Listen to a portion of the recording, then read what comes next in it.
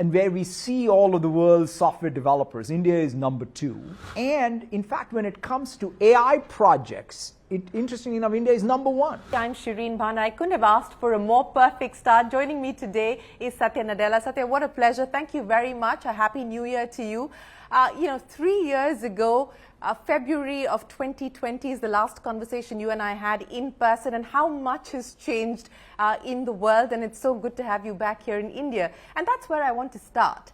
About India specifically. You said you're super long on India and you have 3 reasons why you believe that to be the case. But I want to understand from you, what is fueling that optimism at this point in time? And let me throw back the question that your colleague Anant Maheshwari asked. Is India going to be the data capital of the world? No, first of all, thank you so much, Shireen, for having me, and Happy New Year to you and your viewers. It's great to be back in India, and it's very palpable, the energy, the dynamism.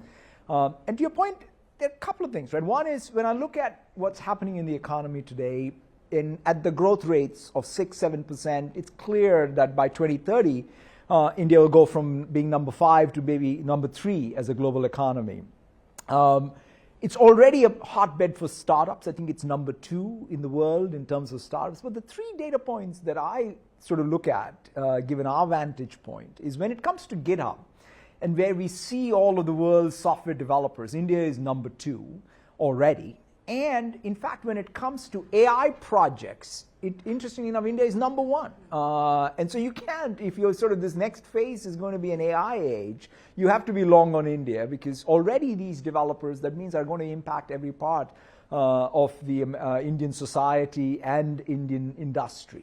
The other one that I also say, Shireen, is skilling. On LinkedIn, one of the data points which sort of strikes me as just phenomenal is people taking pride in upskilling themselves in India is double the global rate, right? All that, right? It's not about just the school you went to. It's about the skills you're picking up every day. And that's all translating ultimately into Indian growth and Indian productivity. So these are things that make me very, very optimistic about India. The digital public good.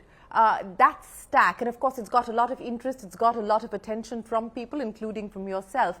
What is the most exciting aspect of that story, and how do you see it evolving in the future? Yeah, I think it's probably one of the most tremendously unique things that's happening in India, which is that fundamental recognition that if this next stage is about digital, not only do you need private sector innovation in digital, but you also need, just like how in every other place, public goods exist, roads and other infrastructure that allow the economy to flourish.